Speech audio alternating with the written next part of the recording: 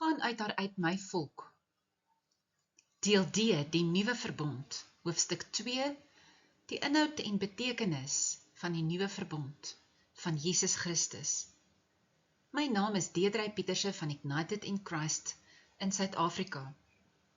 Daar bly dus 'n Sabbatsrus oor vir die volk van God, want wie in sy rus ingaan, rus ook self van sy werke, soos God van syne.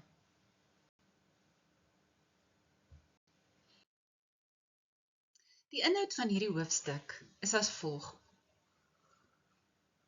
Baie belangrik, die nuwe verbond is nie 'n hernuide verbond nie, maar 'n nuwe verbond. Want die wet kon eenvoudig nie red nie. Slegs die bloed van Jesus. Die bedeling van werke onder die ou verbond is vervang deur een van genade. Die wet bestaande uit eksterne reëls, regulasies, rituele seremonies en feeste is vervang deur die interne leiding van en die intimiteit met die Heilige Gees. Die Ou Testamentiese besnydenis en doping of reinigingsrituele met water is vervang deur wedergeboorte en doping met die Heilige Gees. Die wat glo is die geregtigheid van God in Christus Jesus. En laastens sal ons 'n kritiese onderskeiding doen van die doop van gelowiges.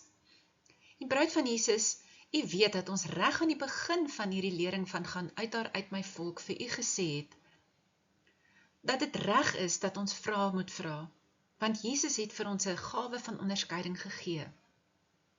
En ons moet ons geestelike intellek gebruik. So kom ons vra die regte vrae, en ons kyk krities dan aan die einde van hierdie lering ook, na die doop van gelowiges deur volle onderdompeling in water. Die nuwe verbond is 'n nuwe verbond. En Jesus self sê dit in Matteus 9 vers 17. 'n Mens gooi ook nie nuwe wyn in ou vel sakke nie. As jy dit doen, bars die sakke, die wyn loop uit en die sakke is daarmee heen.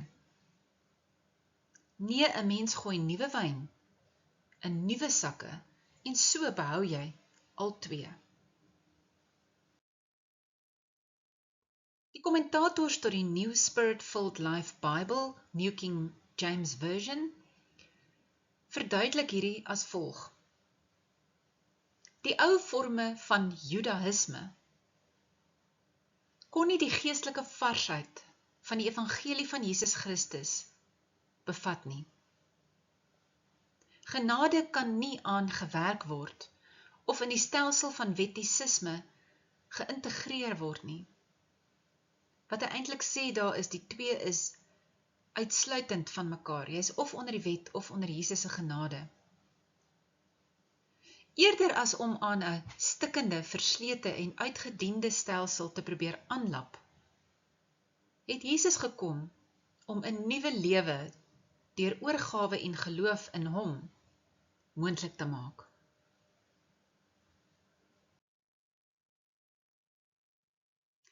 Het u geweet, bruid van Jesus Christus, dat die ou verbond onder die wet van Moses, dat dit nie kon red nie? Hoe weet ons dit verseker? Dit staan in Matteus 27 vers 52 tot 53.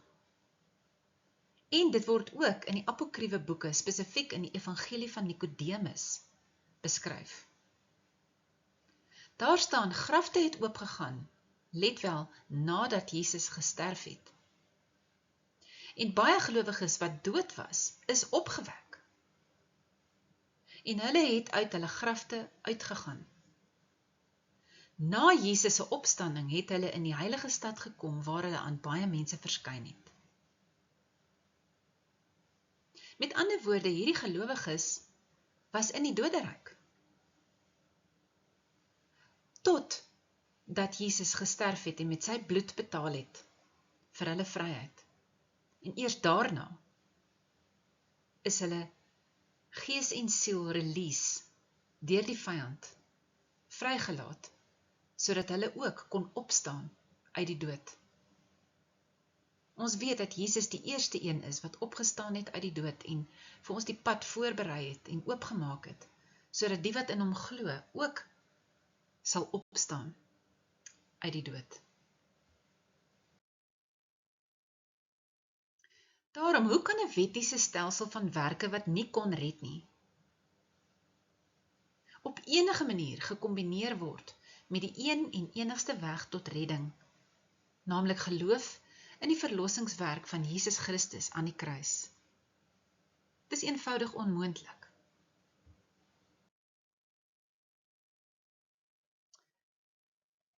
Onder die nuwe verbond is die ou bedeling van werke vervang met 'n bedeling van genade. Weereens is hierdie twee uitsluitlik van mekaar. Jy is of in werke of onder Jesus se genade. In die ou verbond, die Israeliete moes voortdurend bloedoffers bring om vir hulle sonde te betaal en herstel te word tot geregtigheid.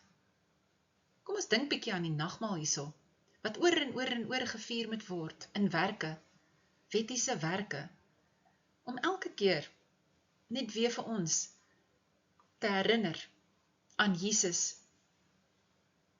die prys wat hy vir ons betaal het en dat ons sondes vergewe is. Kan u die parallel sien?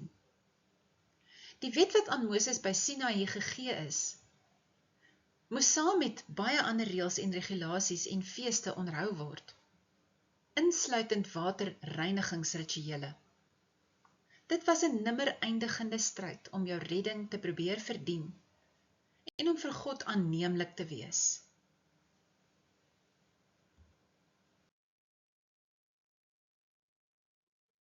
Jesus sê in Matteus 11 vers 30, my juk is sag en my las is lig. Johannes 1 vers 17, God het die wet deur Moses gegee, sê Jesus, die genade en die waarheid egter het deur Jesus Christus gekom. Althans, ek dink dis Johannes wat daar praat. God het die wet deur Moses gegee, die genade en die waarheid het deur Jesus Christus gekom. Romeine 3 vers 24, Paulus sê, maar hulle word, sonder dat hulle dit verdien. Dit is die gelowiges in Jesus Christus, op grond van sy genade vrygespreek, vanweë die verlossing deur Jesus Christus. Wat beteken genade in 'n Bybelse konteks? Dit beteken God se onverdiende guns, met die klem op onverdien. Genade kan nie verdien word nie. Sien u hoe is dit uitsluitlik van die werke? Werke en genade sluit mekaar uit.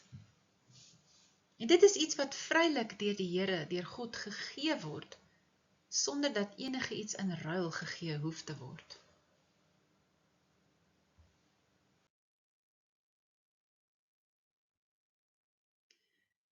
Eksterne rituele, feeste ensovoorts onder die ou verbond is vervang deur die interne inwoning en krag van die Heilige Gees onder die nuwe verbond. Ons het gesien in deel A hoofstuk 3, waar ons gepraat het van rituele en seremonies, dat 'n ritueel en dan ook godsdienstige seremonies is 'n metode om met 'n godheid te probeer kontak maak en van dit af te probeer krag trek of krag ontvang. Dit is hoekom diegene in die okkulte dan ook so baie rituele doen. Hulle trek krag uit die geestesrealm van die vyand af, deur die rituele te doen. Nou, hoekom sou gelowiges onder die nuwe verbond nog probeer om met God, dit is Jesus Christus, kontak te maak, of van hom af te probeer ontvang deur eksterne rituele, byvoorbeeld die doop en die nagmaal? as hulle reeds die Heilige Gees binne in hulle het en hulle intimiteit of verbintenis met hom reeds herstel is.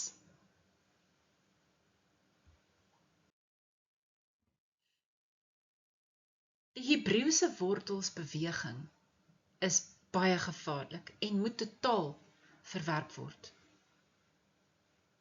Die Hebreëse wortelsbeweging probeer om dit wat nie kan red nie, te kombineer met die enigste weg tot redding. Dit wil sê deur geloof in die verlossingswerk van Jesus Christus. En die Hebreëse wortelsbeweging is om die nuwe verkwikkende en lewende wyn van Jesus Christus in ou, stikkende, gebarste wynsakke in te gooi.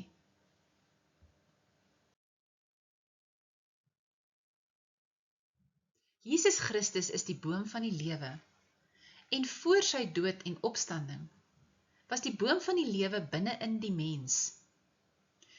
Dit is die vermoë om geestelik wedergebore te kan word en om met God te konnekteer en van God af te ontvang.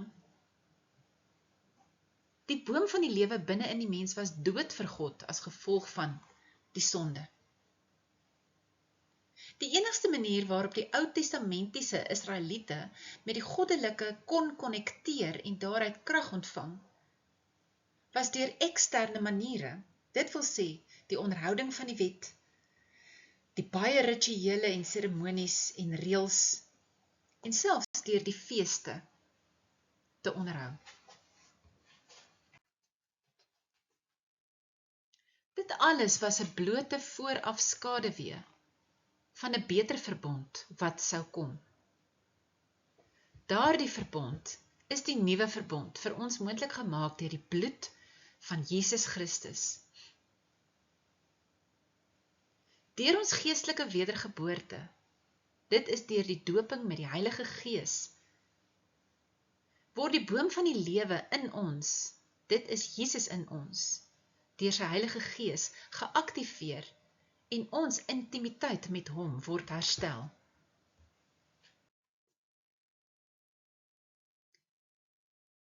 Die fisiese besnydenis aan die voorhuid is vervang in die nuwe verbond deur 'n geestelike besnydenis van die hart.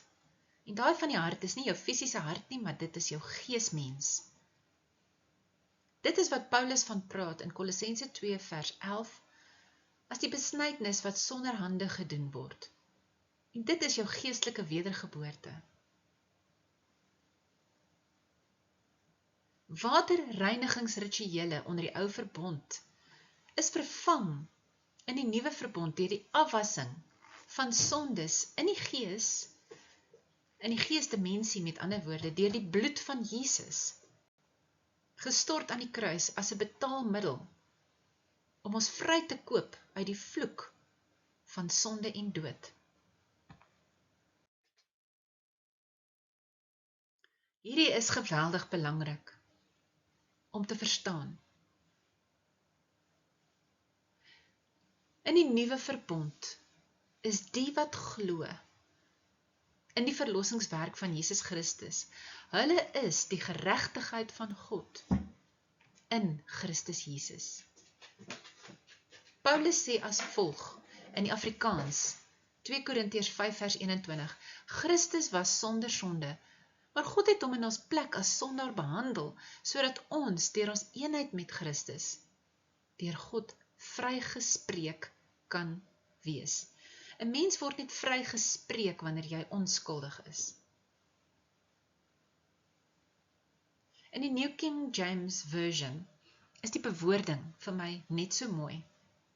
For he made him who knew no sin to be sin for us, that we might become the righteousness of God in him. Die geregtigheid van God in Christus Jesus. Is hierdie nie geweldig mooi nie, bruid van Jesus Christus?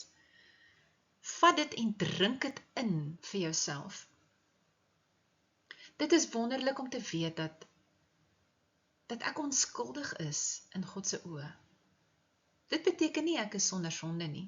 Ja, in die fisiese het ek nog steeds my sonde, ek is nog steeds onderhewig in die sondeval, ek is 'n sondige mens, maar geestelik, vir alle geestelike doeleindes, is ek sonder sonde, en word ek deur God die Vader, Jesus Christus, gesien as onskuldig en sonder sonde.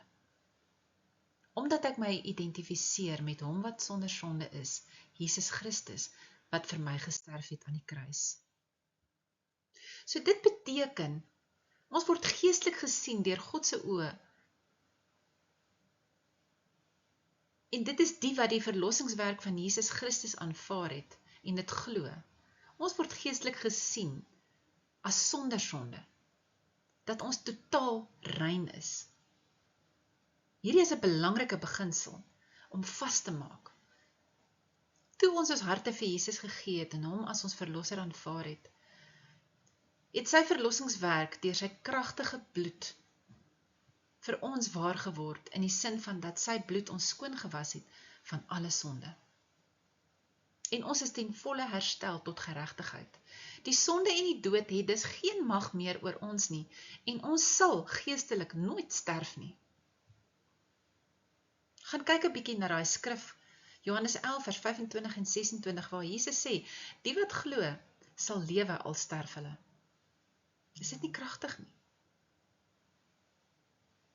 Ons staan nie meer onder die oordeel van God nie. Romeine 8 vers 1. Ons sal nie geoordeel word nie, want ons het nie sonde nie, nie in God se oë nie. Nou kom ons doen 'n bietjie 'n kritiese onderskeiding, deur die gawe van onderskeiding wat Jesus vir ons gegee het deur sy Gees. Ons onderskei 'n bietjie die doop van gelowiges deur volle onderdompeling in water, en ons dink. U weet, ek het 'n rukkie terug met iemand wat in die Rooms-Katolieke kerk is gepraat. Is 'n ou dame wat 'n kwekery het naby ons, en sy is 'n liewe ou vrou. Maar sy is so Rooms-Katoliek as wat kan kom.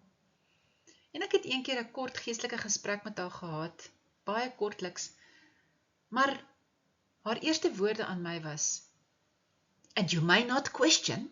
Remember, you may never question. Nou dit is nie die hart van ons Here Jesus Christus nie, hy het vir ons 'n vrye wil gegee. Daardie is deel van die dogma van die Rooms-Katolieke kerk van Lucifer, wat wil hê dat ons blindelings moet glo wat vir ons gesê word, en wat vir ons ingegee word deur die dogma en die tradisies, en die oorgelewerde gebruike van mense wat in die kerke ingekom het. Nee, ons mag vra, bruid van Jesus. En kom ons vra die regte vraag. Eerstens, kyk, toe ons nog mense gedoop het deur volle onderdompeling in water, en ons het baie mense gedoop. Toe het ons altyd die doop van gelowiges op die volgende manier met hulle deurgetrap en behandel, op grond van 'n paar belangrike vrae. En ons gaan nou weer hierdie vrae vra, en ons gaan dit antwoord aan die hand van die inhoud en betekenis van die nuwe verbond wat ons nou net behandel het. Die eerste vraag is in die konteks van die doop van gelowiges deur volle onderdompeling in water. Hoekom moet ek gedoop word as 'n gelowige deur volle onderdompeling in water? En die tradisionele antwoord wat ons altyd gegee het is, want dit is 'n opdrag van Jesus Christus homself, as deel van sy groot opdrag aan sy disippels, op grond van Matteus 28 vers 19. En ons het eintlik te kenne gegee aan diegene wat nie wou doop deur volle onderdompeling in water nie, is dat jy is nou doelbewus ongehoorsaam aan Jesus.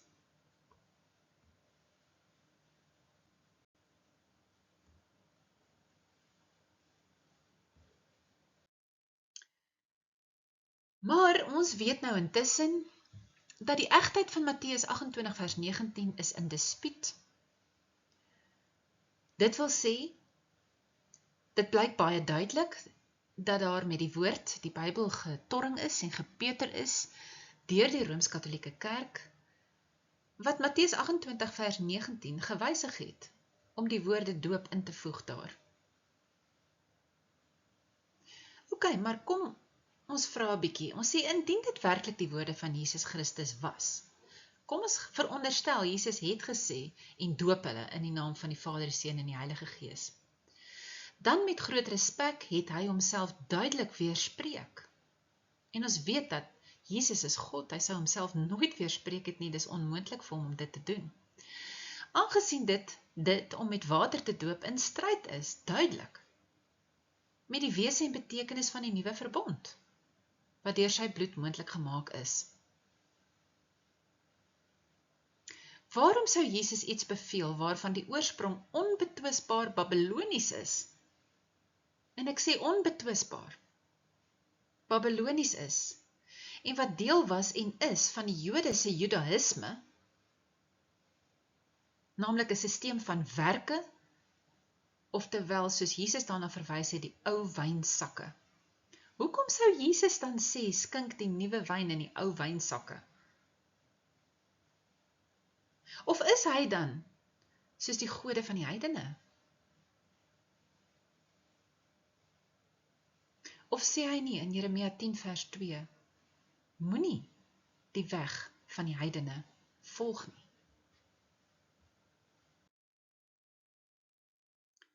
Nog 'n moontlike antwoord wat gelowiges moontlik kan gee op die vraag hoekom moet ek as gelowige gedoop word deur volle onderdompeling in water, is dit was 'n Nuwe Testamentiese gebruik van die apostels.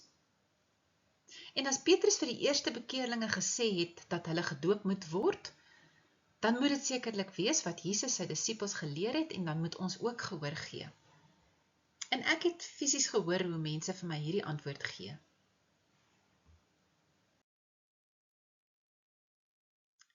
Kritiese onderskeiding van hierdie antwoord. Dit sou sekerlik net geldig kon wees as Petrus en die eerste apostels inderdaad heiliges, oftewel gode was, soos die Rooms-Katolieke Kerk wil voorgee dat hulle was, en onfeilbaar was, met ander woorde hulle kon nie foute maak nie, wat hulle ook al gesê en gedoen het, dit is absoluut die waarheid. En ons weet dat dit nie so is nie. Indien die doop dan wel 'n heilige sakrament is, met ander woorde deur Jesus beveel is, dan sal 'n onbetwiste en ek sê onbetwiste opdrag van die God wat dit ingestel het, tog sekerlik 'n vereiste wees.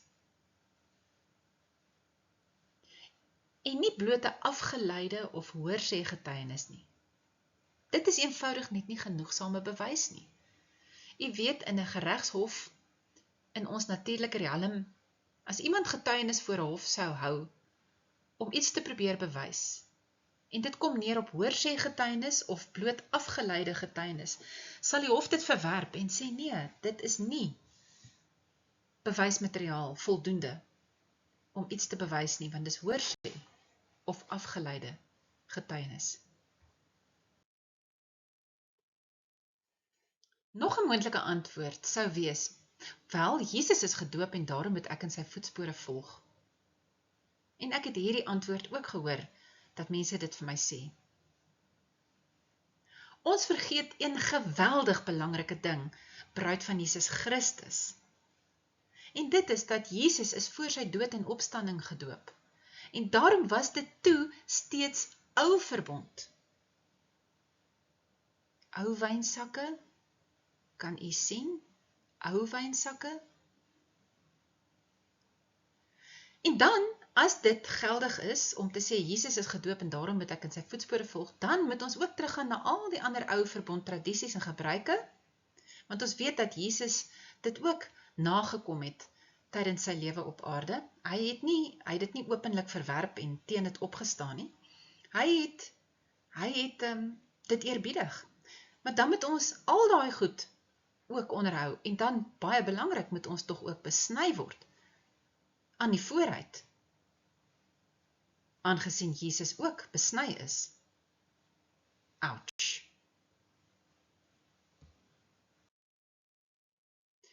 Op die vraag wie moet gedoop word, het ons altyd as volg geantwoord. Die tradisionele antwoord was: almal wat in Jesus Christus as hulle verlosser glo, moet gedoop word in water, deur volle onderdompeling.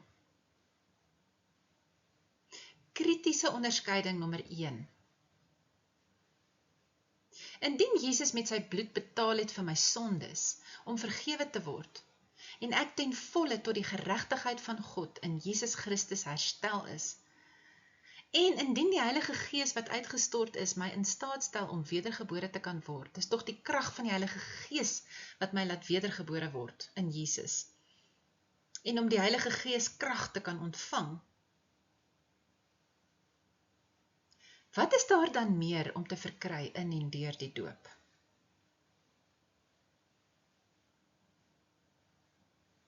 Sê ons dan nie met die doop, deur volle onderdompeling in water, onbewustelik vir Jesus, dat geloof en die krag van sy bloed is nie genoeg nie.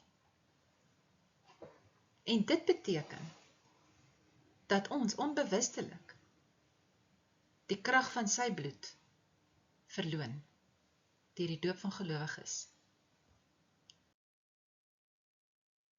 Wie moet gedoop word? Nog steeds, almal wat in Jesus Christus as hulle verlosser glo. Kritiese onderskeiding nommer 2. Waarom sou Jesus wil hê dat sy bruid seremonieel in water gewas moet word, soos onder die ou verbond? Indien sy bloed haar reeds in die Gees skoon gewas het en sy tot die volle geregtigheid van God in Jesus Christus herstel is. Waarom sou die waterdoop nodig wees indien ons reeds krag ontvang het?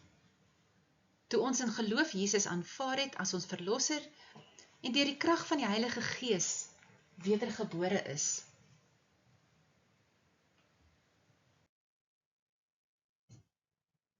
Hoe moet ons gedoop word?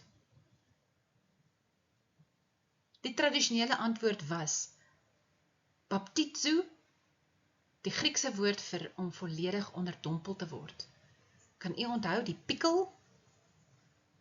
Die analogie met die pikkel, wat 'n hele transformasie ondergaan? Kritiese onderskeiding nommer 1, is ons nie reeds ten volle geonderdompel in die doop van Jesus? Dit wil sê, sy Heilige Gees doop, en met sy vuur, sy dunamies krag nie. So ons is gebaptizo,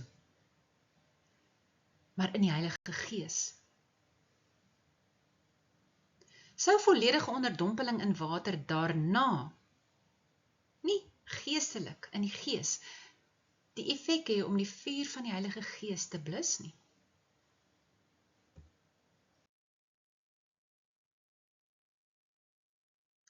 Dan die laaste vraag, in die konteks van die doop van gelowiges, wat is die betekenis van die doop van gelowiges? Die tradisionele antwoord eerstens was om ons sondes af te was tot 'n goeie gewete teenoor God. En dit was ook die woorde van Petrus in Handelinge 2 vers 38. Kritiese onderskeiding. Maar Jesus self het dan gesê dat sy bloed vergiet sal word tot vergewing van sondes.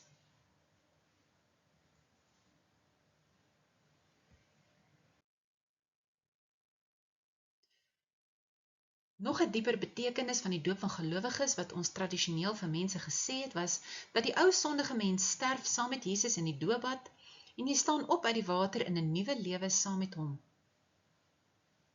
En dit was dan altyd gebaseer op die woorde van Paulus in Romeine 6, Kolossense 2 ensovoorts.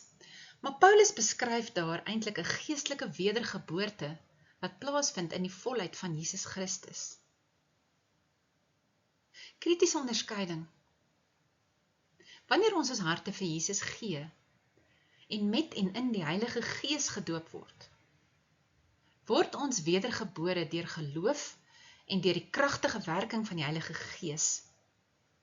Waarom moet die gelowige dan nog 'n wedergeboorte deur water ondergaan? En dit is so ironies om te hoor hoe mense die doop probeer verdedig en dan sê hulle, nee, maar die doop is nie 'n wedergeboorte nie. Maar tog sal hulle vir jou sê, in dieselfde asem, die ou mens sterf in die doopbad en jy staan op 'n nuwe mens in Christus. Wat is dit anders as om te sê, daar vind 'n tipe van 'n wedergeboorte in die doopbad plaas?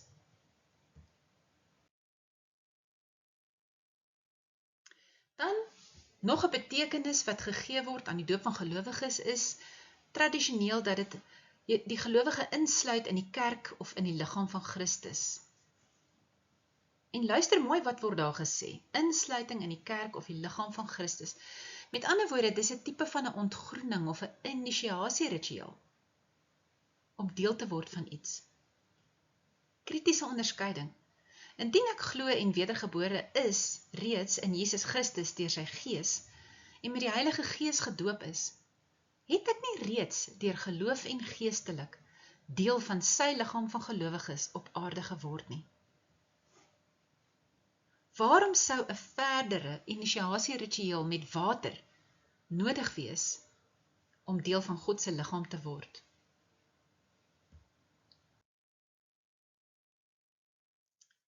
Dan word daar ook gesê dat die doop van gelowiges is die seël van die Heilige Gees dat jy aan Jesus behoort. Kritiese onderskeiding, maar is die besnydenis gemaak sonder hande deur die Heilige Gees van my menslike gees? En dit is wanneer ek geestelik wedergebore word, waarvan Paulus praat. Nie die geestelike seël van die Heilige Gees op my hart, dit is op my gees nie.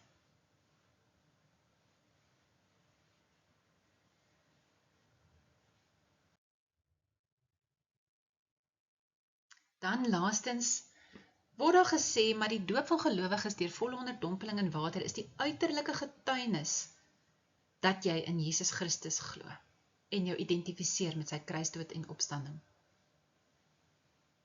Regtig?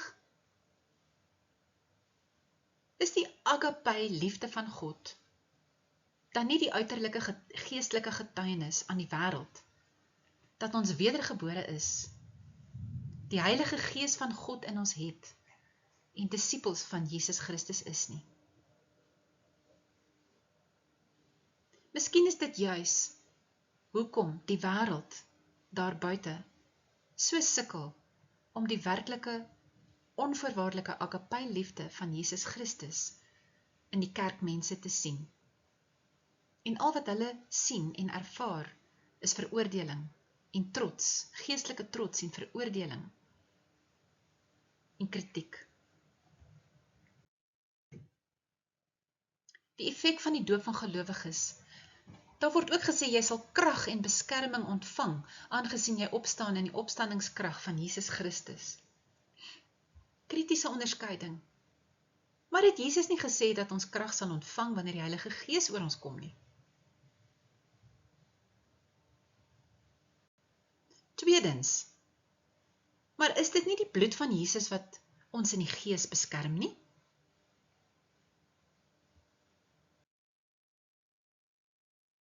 En dan is daar ook gesê, jy sal die Heilige Gees ontvang, sodra jy gedoop is as gelowige en die gawes van die Gees. Kritiese onderskeiding 1. Maar beide die apostels en die heidene, Cornelius en sy huisgesin, het eers die doping met die Heilige Gees baie duidelik ontvang, en toe eers daarna is hulle in water gedoop. Is dit nie die doping met die Heilige Gees deur Jesus self in die Gees aan ons bedien, wat die krag en die gawes van die Heilige Gees in ons ontsluit nie?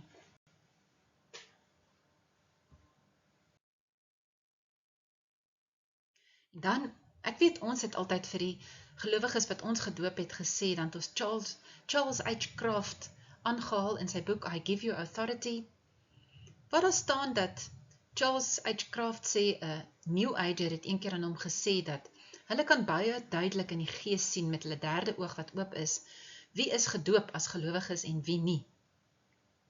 En dan het hulle gesê, die gewone Christene wat nie gedoop is nie, het so 'n geelerige lig wat hulle uitstraal in die gees. Maar die wat gedoop is as gelowiges deur volle onderdompeling in water, het 'n helder wit lig wat uit hulle uitskyn. In hierdie konteks moet ons ook onthou dat Lucifer homself voordoen as 'n engel van die lig. So ja, kom ons onderskei daar. Maar kom hierdie stelling nie uit die mond van die vyand, naamlik 'n New Ager nie. Weereens, as ons in 'n geregshof was, sou hierdie getuienis uitgegooi gewees het, want die bron van hierdie getuienis is onbetroubaar, want dit kom uit die mond van die vyand, En die vyand het gewoonlik 'n motief om te mislei. Moet ons nie eerder vir die Heilige Gees of dan vir Jesus vra, wat is die waarheid nie?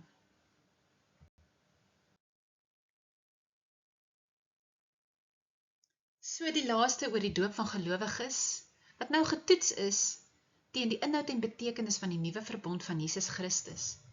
Indien enige iemand steeds sou argumenteer dat gelowiges ook die doop van gelowiges deur volle onderdompeling in water nodig het, dan vra ek soos Paulus, het Jesus dan verniet gesterf, as ons nog eksterne werke nodig het om ons regverdig te verklaar voor Jesus, of om ons goed genoeg te verklaar vir die doping van die Heilige Gees? Ons het dan nou gekom, liewe bruid van Jesus, aan die einde van deel D, hoofstuk 2, en nou kan die voortgaan na deel D, hoofstuk 3, wat sal gaan oor die bedeling van die Heilige Gees. Ons gee weer eens alle eer en heerlikheid aan ons opgestane koning, Jesus Christus, en aan die Heilige Gees. Baie dankie, Jesus. U kan vir ons 'n liefdesoffer gee, deur te klik op die skakel wat ons daaronder noem, in die beskrywingsboks, en dan bloot op donasies op ons webblad. En bruid van Jesus, ons vra u, asseblief, help ons om die waarheid van Jesus te versprei. Jesus het vir Jeremia gesê, in die Ou Testament, gaan praat met hulle en sê vir hulle wat ek vir jou sê, al wil hulle nie hoor nie. Al is hulle 'n weerbarstige volk. Jou opdrag is om te praat en om te sê en om die waarheid te versprei. Help ons daarmee. Agape liefde. Deedrey Pieterse, Ignited in Christ, Suid-Afrika.